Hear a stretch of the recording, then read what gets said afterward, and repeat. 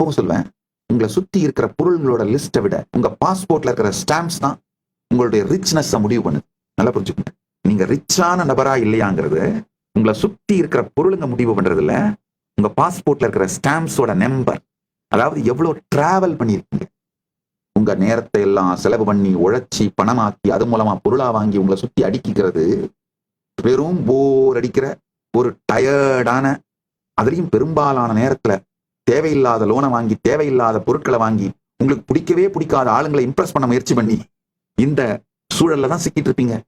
எப்போ நீங்க உங்கள் வாழ்க்கையை அனுபூதியை மையமாக வைத்து, அனுபவத்தை மையமாக வைத்து உங்கள் காலத்தை பார்க்க துவங்குகிறீர்களோ அப்பவே உங்கள் வாழ்க்கையை பற்றிய உங்களுடைய போக்கே, சிந்தனை போக்கு, முடிவெடுக்கும் போக்கே முழுமையாக மாறிவிடும்.